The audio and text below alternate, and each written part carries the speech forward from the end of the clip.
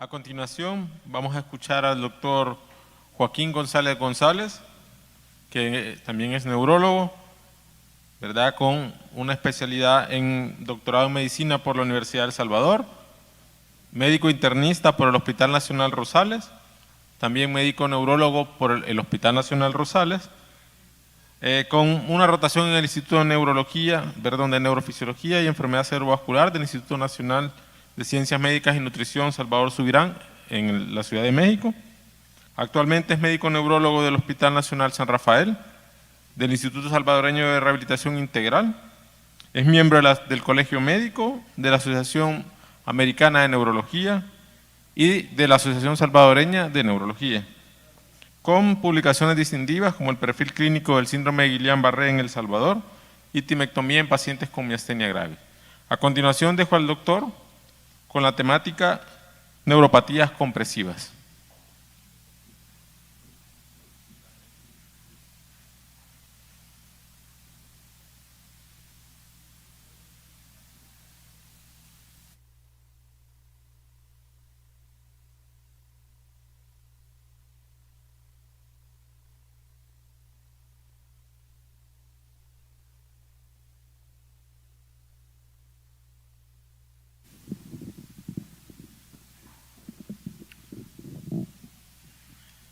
Buenos días y gracias por la invitación al Congreso.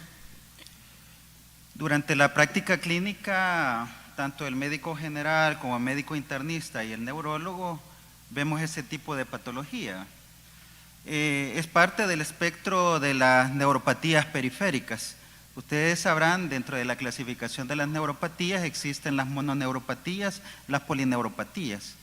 Pero en el caso de las neuropatías compresivas va dentro de las mononeuropatías, pero focales segmentarias. Y estas básicamente se dan por un efecto compresivo a nivel directo del nervio y en base a eso van a producir síntomas.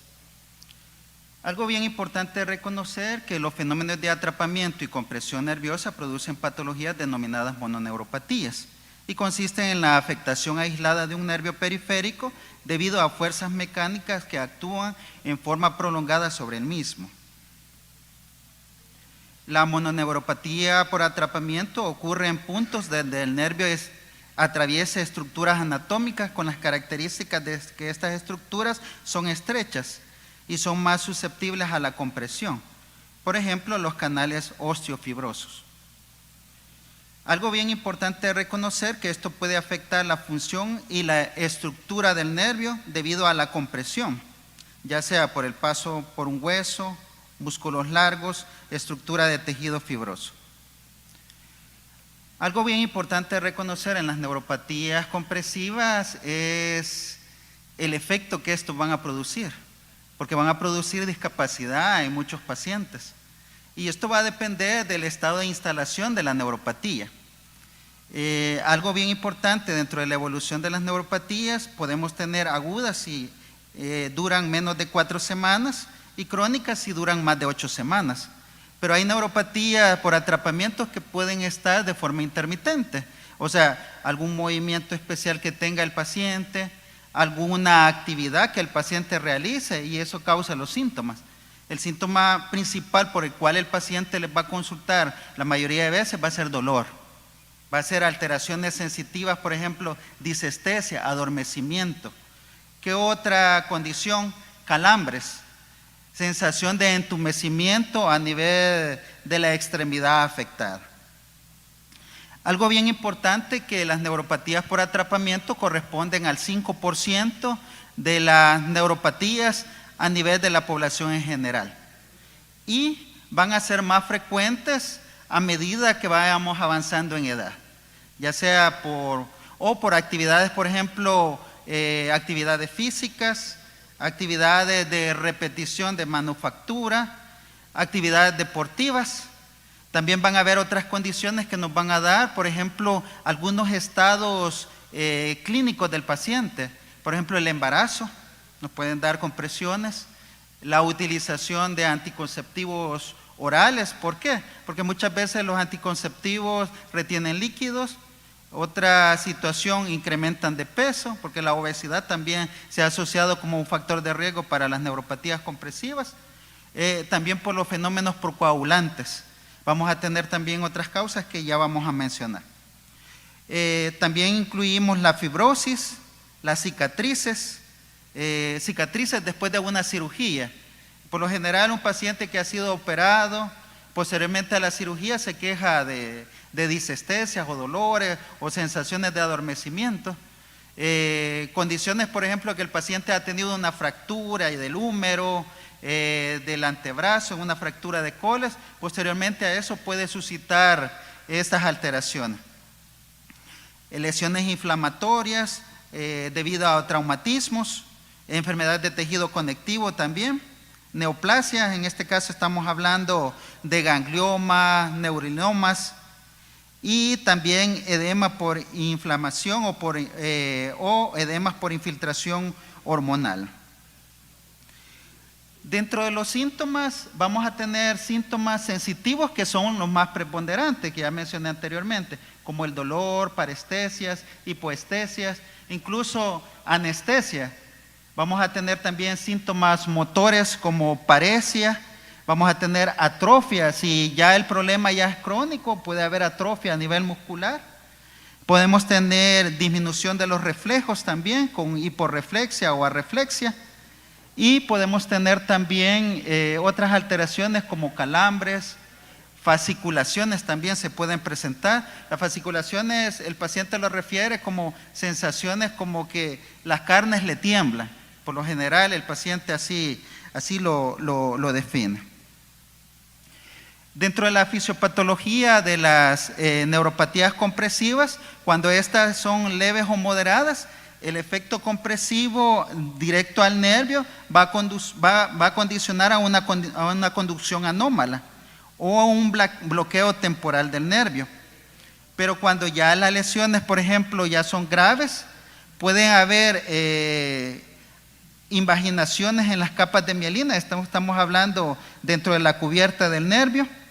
Hay cambios, por ejemplo, mielinólisis o axolisis a nivel del nervio, y se da un efecto que se llama degeneración valeriana. La degeneración valeriana es un efecto degenerativo a nivel del nervio, específicamente dentro del axón. Antes que se dé la regeneración del nervio nuevamente, tiene que haber una degeneración valeriana. Y esto va a producir alteraciones también. Dentro de la clasificación de las neuropatías, por lo general existe una serie de entidades dentro de las neuropatías por atrapamiento.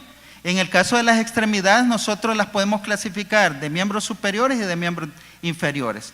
Pero también hay otras condiciones en el cual, por ejemplo, tenemos el síndrome de la salida torácica, que es una afectación de nervios que pasan a través de la clavícula y la primera costilla. Tenemos también el síndrome del túnel del carpo, el síndrome del nervio mediano en la porción supracondilar del húmero, el síndrome del nervio mediano en el codo y antebrazo, el síndrome del nervio interóseo anterior a nivel del nervio radial, el síndrome del nervio interóseo posterior del radial, el síndrome del túnel cubital, el síndrome de compresión del nervio unal a nivel de la muñeca por el canal de Guito, y tenemos el síndrome de atrapamiento supraescapular. El síndrome del nervio femorocutáneo, a este le llamamos la meralgia parestésica, y tenemos el síndrome del nervio safeno y por último el síndrome del túnel tarsal. A continuación vamos a ver cada una de estas patologías, pero las más frecuentes dentro de estas neuropatías de atrapamiento. Y vamos a comenzar con una patología bastante frecuente y que nos va a llegar, el síndrome del túnel del carpo. El síndrome del túnel del carpo es una patología que se da por afectación del nervio mediano. Sabemos que el nervio mediano va a surgir de las raíces, de las raíces cervicales de C5 a T1. Entonces, este va a pasar por el antebrazo, va a pasar por el codo y va a pasar por la parte externa de la mano. Entonces, a nivel del codo o a nivel de la parte del canal del carpo es donde nos puede dar la afectación. y darnos el compromiso con dolor, sensación de entumecimiento a nivel del primero, segundo, tercero y la mitad del cuarto dedo, que por lo general los pacientes ahí es donde van a referir las alteraciones sensitivas. También nos pueden dar alteraciones motoras y si el problema se vuelve crónico nos puede dar atrofia de la parte palmar, sobre todo a nivel de la eminencia tenar. Algo bien importante es que es una patología que va a ser más frecuente en mujeres en una edad entre los 40 a 60 años. En cuanto a la anatomía, donde pasa el nervio mediano a nivel superior por el ligamento carpal transverso, a nivel del escafoide y trapecio, que van a ser huesecillos que existen ahí, el pisiforme, el ganchoso, los huesos del carpo y a nivel del retináculo flexor. Va a inervar los músculos tenares, los primeros y segundos lumbricales y el territorio sensitivo de la parte palmar y del pulgar. El índice, el dedo largo, la mitad radial del dedo anular. En cuanto a las causas del síndrome del túnel del carpo, vamos a tener, por ejemplo, una movilidad excesiva y repetitiva a nivel de las articulaciones. Por lo general, la gente que escribe bastante o la gente que utiliza utensilios, por ejemplo, de cocina o la utilización de máquinas de escribir, computadoras, van a desarrollar estos problemas. También tenemos causas idiopáticas, condiciones, por ejemplo, el embarazo, uso de anticonceptivos orales, otras patologías como hipotiroidismo, la obesidad, algo bien frecuente en las enfermedades reumatológicas. Dentro de estas se incluye la artritis reumatoidea por la generación de osteofitos que estos pueden comprimir. Fractura de coles, a nivel del escafoide, tumores, quistes, lipomas, a nivel también de la hiperuricemia en el caso de la gota. Dentro de la clínica de la afectación del túnel del carpo vamos a tener dolor, una sensación de ardor quemante, parestesias, vamos a tener que el empeoramiento de los síntomas sensitivos se van a dar por la noche y vamos a tener la atrofia tenar que ya le habíamos mencionado anteriormente. Dentro de algo bien importante va a ser el dolor y la sensación de entumecimiento. Aquí tenemos un ejemplo a través de una resonancia magnética en el cual encontramos un aplanamiento y un aumento de la señal del nervio mediano compatible con el síndrome del túnel del carpo. Aunque en estas patologías nosotros utilizamos más estudios neurofisiológicos, principalmente la neuroconducción, específicamente la velocidad de conducción nerviosa segmentaria para medir la afectación del nervio. Algo bien importante que dentro de la exploración física hay que resaltar algunos signos, por ejemplo el signo de Tinel, el cual se hace una percusión discreta sobre el nervio mediano por debajo del límite inferior de la muñeca, lo cual va a producir disestesia. O el signo de Fallen, que consiste en una flexión completa de 30 a 60 segundos de la muñeca y va a evocar dolor o disestesias. Dentro del estudio neurofisiológico vamos a encontrar alteraciones, por ejemplo, de latencias sensoriales prolongadas, porque las respuestas sensitivas son las que se van a encontrar inicialmente afectadas. Luego, si esto evoluciona, puede llegar a una afectación motora. Podemos encontrar disminución de las amplitudes y frecuentemente estas pueden llegar a un momento de estar ausentes. En cuanto a las latencias motoras, pueden ser prolongadas, pero no es un indicador específico como la alteración en la parte de la sensibilidad. La sensibilidad es la más afectada en estos estudios. En cuanto al tratamiento de estos pacientes, inicialmente pueden utilizar analgésicos no esteroideos, pueden utilizar medidas, por ejemplo, la fisioterapia, el reposo. Y cuando se da el fallo de esto, hay que medir las indicaciones quirúrgicas. Por ejemplo, fallo a nivel de la terapéutica médica, cuando los estudios neurofisiológicos son anormales, cuando hay una pérdida de la sensibilidad y atrofia de la extremidad, ahí ya hay que valorar un tratamiento quirúrgico. O sea que el tratamiento quirúrgico básicamente no es de entrada, sino que tiene condiciones para uno mandar ya sea al cirujano, al neurocirujano, al cirujano plástico para hacer una corrección y hacer la cirugía para liberar este nervio. Otra de las neuropatías compresivas frecuentes, vamos a tener el síndrome del túnel cubital. Esta es la segunda neuropatía en frecuencia de extremidades superiores. Vamos a ver que el nervio cubital se va a originar de las raíces cervicales C8 y T1 y va a pasar a nivel del antebrazo, de la parte del codo y en la parte interna del antebrazo, llegando a la mano. Va a tener la inervación sensitiva del quinto y la mitad del cuarto dedo. ¿En quiénes se va a presentar más frecuentemente esta patología? Cuando se da la afectación a nivel de la muñeca, a nivel del canal de Guyon. El canal de Guyon es como el equivalente donde pasa el nervio mediano, pero del otro lado. El nervio mediano pasa de la parte externa, pero el nervio cubital pasa de la parte interna. Entonces, en esta parte hay aponeurosis y otras estructuras que pueden comprimir el nervio. Eso se llama canal de Guyon. Entonces, a nivel de la muñeca es donde se verifica el atrapamiento. El otro atrapamiento se verifica a nivel del codo, sobre todo en gente, por ejemplo, en los tenistas, que están con movimientos repetitivos, o pacientes, por ejemplo, que tienen traumatismos a nivel del codo, pueden originar este tipo de patología. Dentro de otras causas vamos a tener las cirugías, vamos a tener las fracturas, vamos a tener, por ejemplo, alteraciones en formación de músculos accesorios a nivel de esas estructuras, tumores ganglionares. La clínica básicamente va a ser dolor, parestesia en la superficie cubital palmar de los últimos dedos. Podemos tener la deformidad en mano de garra. Sabemos que la deformidad en mano de garra no solo es exclusiva del nervio cubital o del ulnar, puede también dar mano en garra por afectación del nervio radial. En cuanto al diagnóstico, siempre utilizamos estudios neurofisiológicos donde vamos a encontrar alteraciones en la latencia, tanto sensitiva como motora.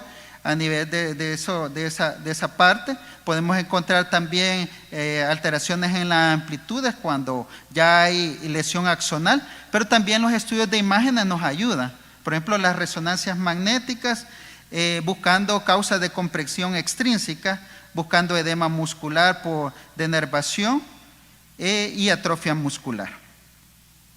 Ahí tenemos un ejemplo a través de una resonancia magnética, donde encontramos una hiperintensidad en la señal del nervio cubital, sin cambios en su morfología a su paso por el canal epitelial, en relación con la irritación por cambios postraumáticos.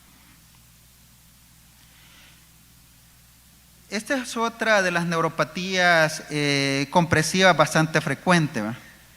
Y esta se va a dar por afectación del nervio radial. El nervio radial va a surgir a través de las raíces cervicales de la C5 hasta la T1. Este nervio radial va a pasar por la parte interna del antebrazo, va a llegar al codo y va a pasar por la parte anterior de la mano. Entonces, la afectación del nervio radial por lo general nos va a dar mano caída. Y esto va a ser bastante frecuente en gente que ha andado alcoholizada y de repente se quedan dormidos sobre la extremidad. El día siguiente amanecen que no pueden mover la mano, con la mano caída, alteraciones sensitivas que puede denotar parestesias o pueden notar dolor a nivel de la extremidad. Algo bien importante que el nervio radial es un nervio mixto que al abandonar la axila baja a través del canal de torsión del húmero para dividirse en dos ramas terminales en el codo. Por esta razón su compresión en el brazo es vulnerable de manera muy cercana al sitio donde está la continuidad con el hueso y su curso en espiral.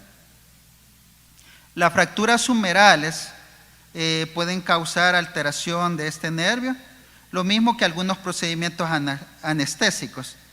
Ya mencionamos la parálisis que se da en pacientes alcohólicos por quedarse dormidos sobre su extremidad y van a producir lo que se llama mano caída y un dolor mal definido en la región radial de la mano con un pronóstico favorable porque este es recuperable. Cuando el nervio es comprimido a nivel del codo, a nivel del túnel radial, entre la cabeza superficial y profunda del músculo supinador, el paciente experimenta dolor profundo en el antebrazo y en los dedos, con un déficit sensorial puro, y este va a ocurrir en una fractura de radio distal o una arcada fibrosa que constriñe el nervio. Eso es neuropatías por atrapamiento en miembros superiores. Hoy vamos por las neuropatías por atrapamiento en miembros inferiores. Ahí quizás la clásica va a ser la compresión del nervio ciático. El nervio ciático en su tercio distal del muslo se divide en rama tibial y peronea. Algo bien importante que el nervio ciático se va a originar de las raíces L4 hasta S3. Y este va a ser más afectado por hernias discales la mayoría de veces. La característica de la lumbociática o de la neuropatía por atrapamiento por ciático, el paciente va a referir dolor lumbar, va a referir dolor a nivel de la emergencia del ciático en la nalga, ahí donde va a describir el dolor. Y de hecho, si nosotros compresionamos ese lugar de la emergencia, vamos a verificar dolor. El dolor se va a irradiar a la parte posterior de la pierna y a la parte lateral de la pierna. Incluso puede llegar hasta los dedos de los pies. Incluso cuando hacemos la flexión del pulgar, el paciente va a sentir como una sensación de calambre. Existe lo que se llama la maniobra de la Selle, en el cual nosotros hacemos la elevación de la pierna afectada, más o menos en 30 grados, ya el paciente ya comienza a tener alteraciones sensitivas, que pueden ser parestesia, pueden ser calambre, puede ser una sensación de corrientazo, incluso dolor. Un dolor que puede molestar bastante al paciente. Incluso el paciente va a describir dolor al caminar, al deambular. Con el apoyo y el desplazamiento que hace, puede originar dolor. Incluso estas sensaciones pueden ser sensaciones de ardor, pueden ser sensaciones de quemazón, puede haber un debilitamiento de la pierna con sensación de entumecimiento, que en algún momento puede evitar la deambulación del paciente.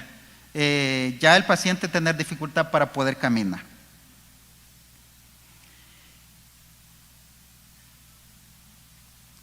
Vamos a hablar de otra neuropatía que no es tan frecuente, pero que los pacientes le van a consultar. Y se puede confundir con la neuropatía cerebral. Aquí tenemos el síndrome de atrapamiento del nervio femorocutáneo del muslo, que se conoce como meralgia parestésica. La meralgia parestésica, esta enfermedad se identifica cuando se producen parestesias o disestesias en la cara anterolateral. Aquí no es en la parte posterior ni en la parte lateral, aquí es en la cara anterolateral.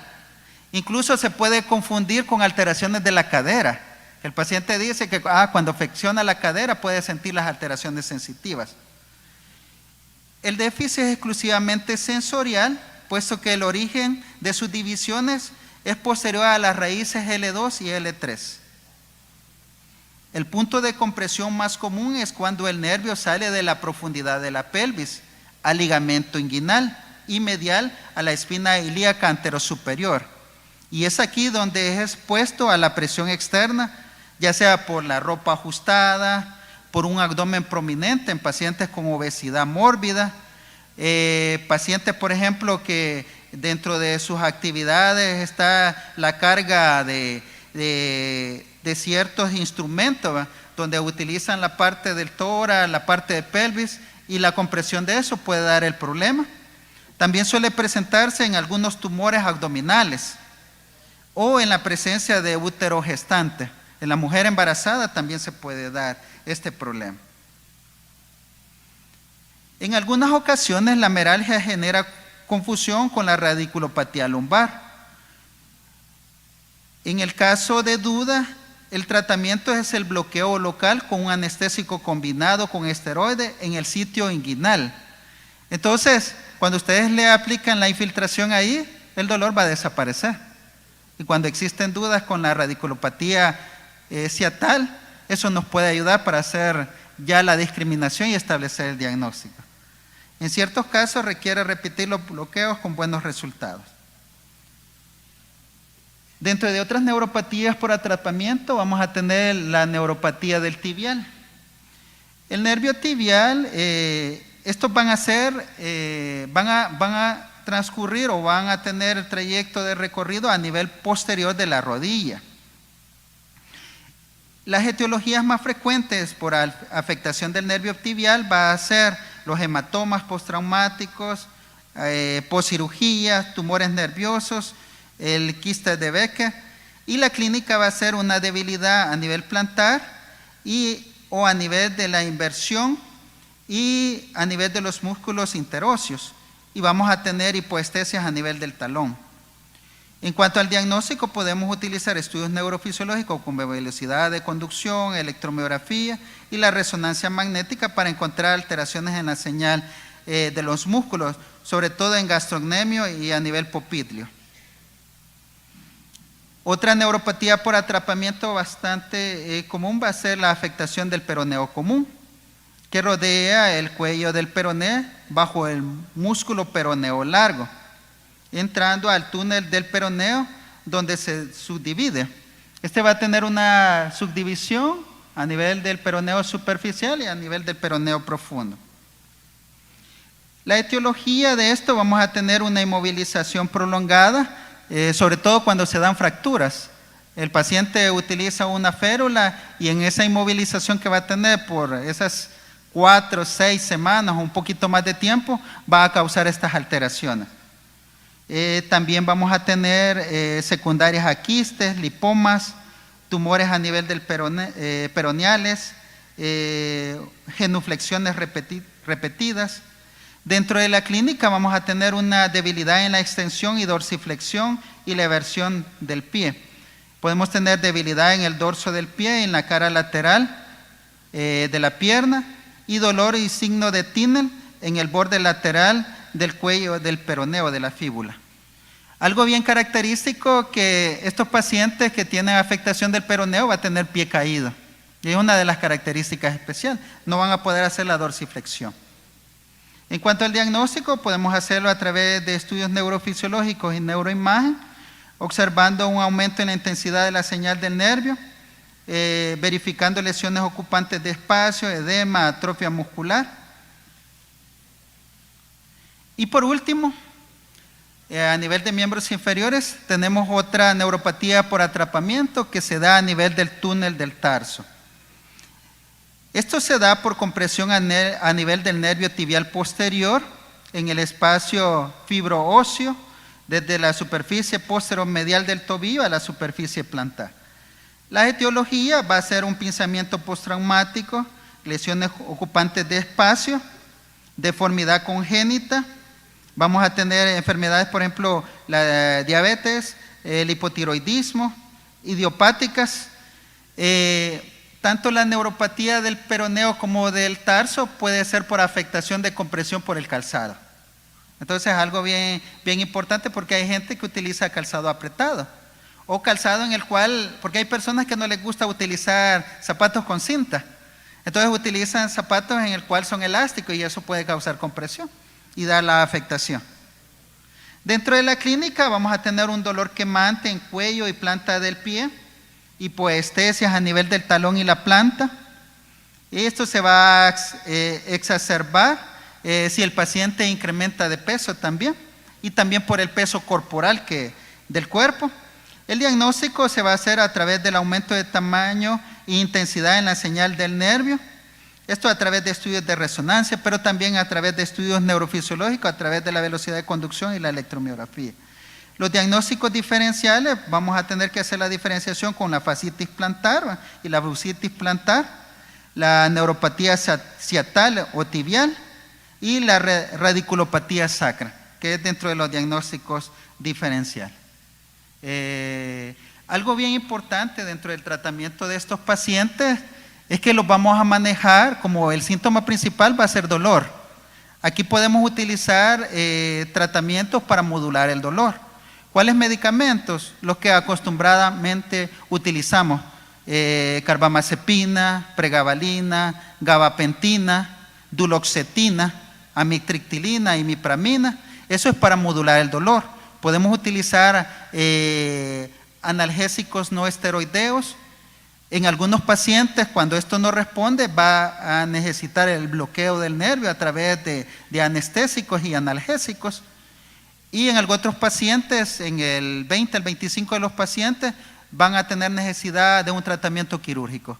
Pero esto va a depender también de la causa, porque si es un tumor que está comprimiendo, si es una causa médica, por ejemplo, la utilización de anticonceptivos o el embarazo, van a ser causas que son reversibles, pues suspendemos anticonceptivos o la mujer termina el embarazo y el paciente va a resolver los síntomas. Entonces, no todos van a requerir las mismas condiciones, va a haber que individualizar. Yo les traía esto, traté de resumir porque es un tema bastante amplio, solo del síndrome del túnel del carpo se puede tener una charla, pero tratamos de dar los aspectos más importantes de esta neuropatía. Muchas gracias.